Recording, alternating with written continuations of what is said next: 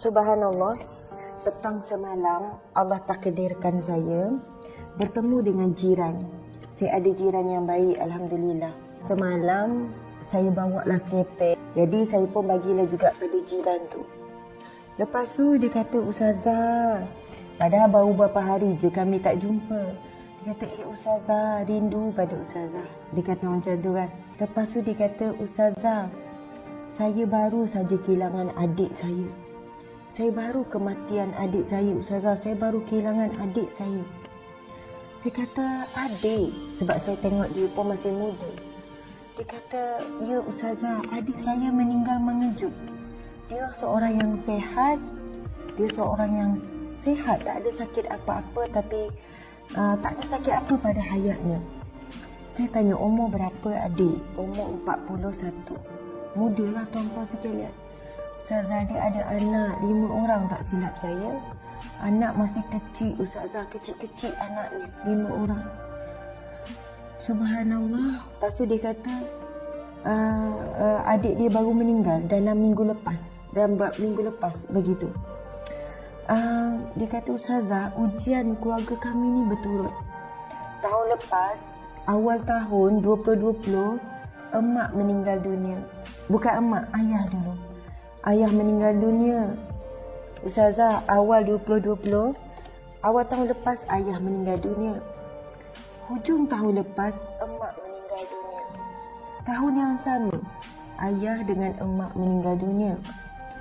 Dan sekarang menyusul pula adik kami meninggal dunia, Ustazah. Saya kata, ya Allah. Lepas tu dia cerita, memang sedih Ustazah, adik kami ni tak ada apa-apa sakit.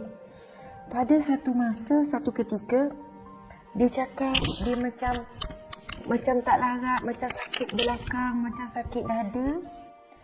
Lepas tu, dia tumbang di atas riba isteri dia. Maksudnya dia sakit tu, dia baring, dia tumbang atas riba isteri dia. Indah kan? Dan dia kata saat akhir adik dia tu masa sedang melepaskan nafas yang terakhir tu, adik dia sebut Allah, Allah, Allah, sebut nama Allah.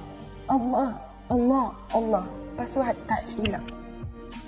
Subhanallah, Allahu Akbar. Perempuan majlis sekalian. Saya terus menitik air mata. Saya kata, tak, terima kasih cerita ni. Dia kata, ya Ustazah, adik ipar saya cakap dia tumbang atas badan. Lepas tu dia macam tak boleh nak cakap.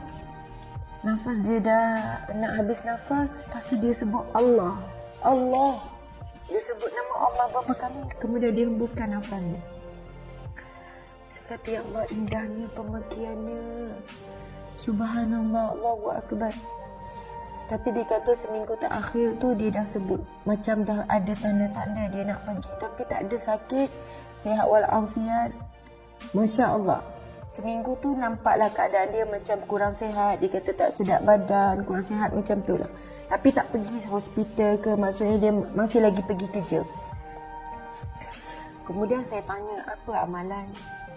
Dia kata, Ustazah, start selepas kematian arwah ayah, start arwah ayah dulu meninggal. Tahun lepas, arwah ayah meninggal dulu, lepas tu arwah emak. Beza lebih kurang dalam 10 bulan kot antara dua emak dengan ayah ni.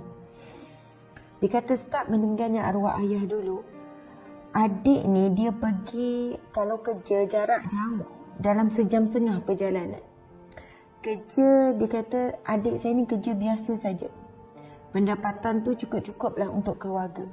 Naik motor tak silap, perjalanan dalam sejam setengah. Dia perlu menempuh perjalanan kerja sejam setengah setiap hari. Dan dia kata dalam perjalanan dia pergi dan dia balik, adik dia ni mengulangi Al-Fatihah tanpa henti. Diniatkan untuk sedekah kepada ibu dan ayah. Subhanallah. Ustazah, dia sangat rindu, dia sayang. Ya, kita semua sayang. Tapi luar biasa dia kata adik dia menunjukkan kasih sayang kepada arwah ibu dan ayah. Saya kata sejam setengah tu tak berhenti baca Al-Fatihah. Tak. Dia selalu cerita pada saya. Dia kata bagi ni sedekah Al-Fatihah kan tanpa henti ulang sejam setengah. Setiap pergi dan setiap balik. Saya kata, ya Allah, Al-Fatihah diulang. Memang tak. Saya kata, ya Allah, patutlah Allah bagi dia husnul khatimah sampai dia boleh sebut Allah pada akhir kalimah dia, akhir nafas dia. Subhanallah, sahabat-sahabat dimati Allah sekalian, Nabi bersabda, "Man kana akhiru kalamihi la ilaha illallah dakhalal jannah." Barang siapa yang akhir kalimahnya la ilaha illallah, dia pasti masuk syurga. Subhanallah, Allahu Akbar. Tuan-puan yang dirahmati Allah sekalian, dia pasti masuk syurga, dijamin syurga. Siapa yang akhir nafasnya, akhir kalimahnya Allah pun sama, tuan-puan sekalian. Tak semestinya la ilaha illallah, tak semestinya. Saat tu saya dah getir sangat, sakit sangat nak. Tapi kalau mampu sebut Allahu Akbar, itu sangat hebat. Kerana para alim ulama kata, ramai yang saat hidup boleh sebut Allah, la ilaha illallah, boleh baca Quran. Tapi hanya sangat sedikit sekali orang yang boleh mengucapkan kalimah lafzul jalalah, kalimah Allah pada akhir hayat dia. Subhanallah, Allahu Akbar. Jadi bila kita dengar cerita orang yang mampu mengucap kalimah Allah pada akhir nafasnya, tuan-puan sekalian, kita perlu mencontohi, mesti tanya apa amalan dia. Dia kata, Ustazah, dalam setahun lebih itu amalan dia mengulang-ulang bacaan Al-Fatihah.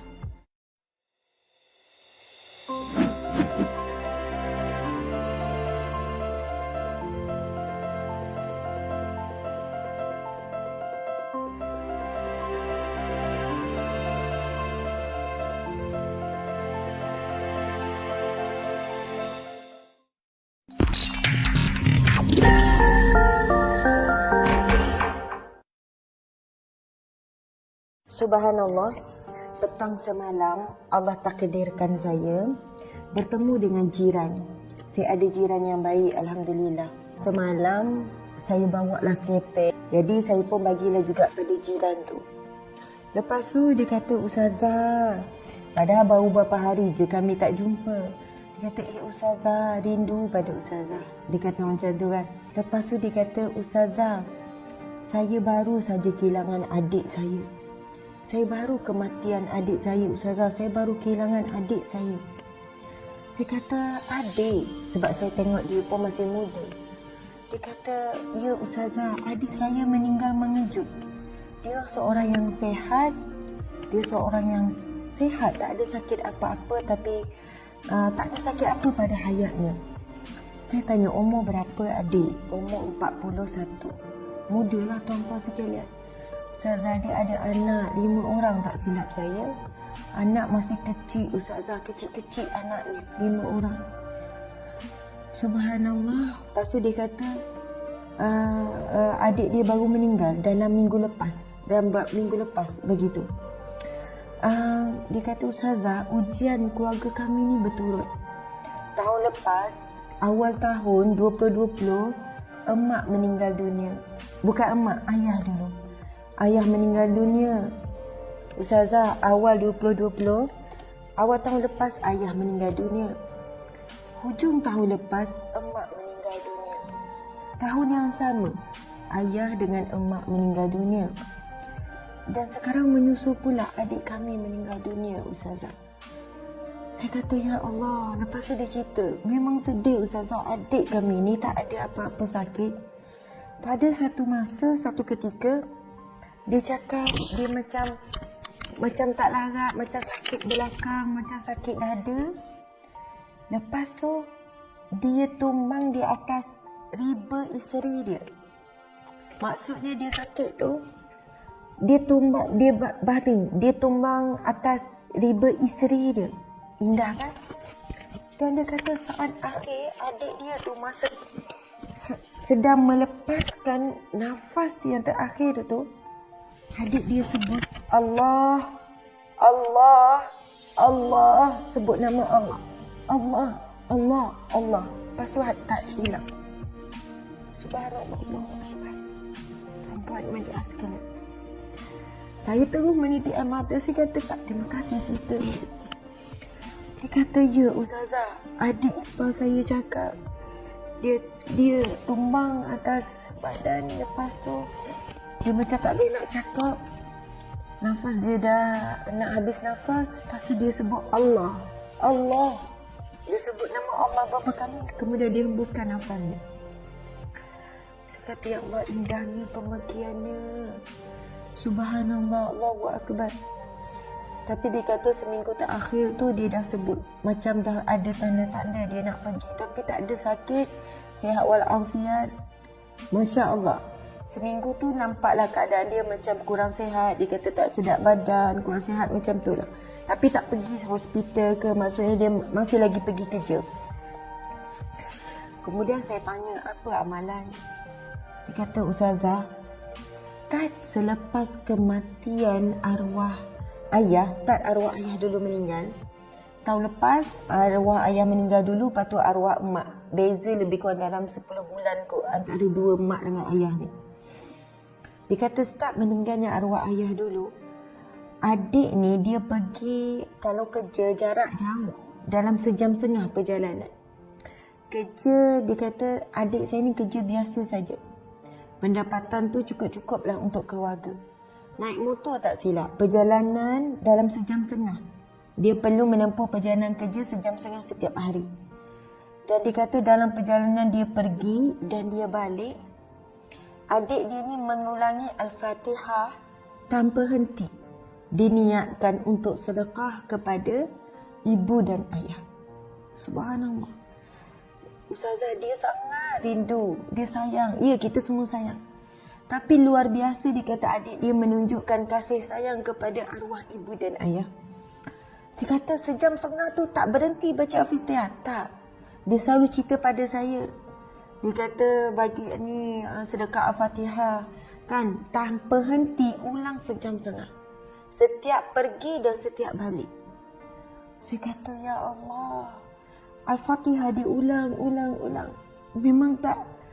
Saya kata, ya Allah, patutlah Allah bagi dia husnul khatimah sampai dia boleh sebut Allah pada akhir kalimah dia, akhir nafas dia. Subhanallah, sahabat-sahabat dimati Allah sekalian, Nabi bersabda, man kana akhiru kalamihi la ilaha illallah dakhalal jannah.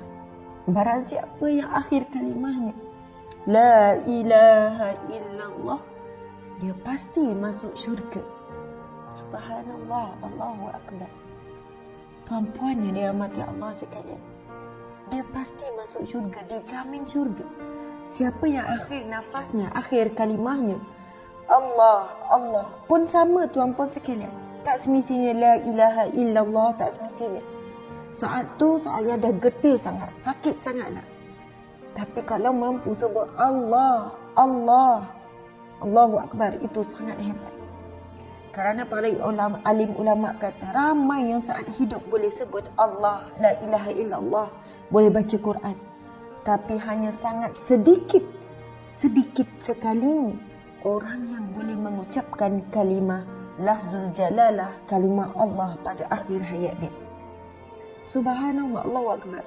Jadi bila kita dengar cerita orang yang mampu mengucap kalimah Allah pada akhir nafasnya, tuan-puan sekalian, kita perlu mencontohi, mesti tanya apa amalan dia.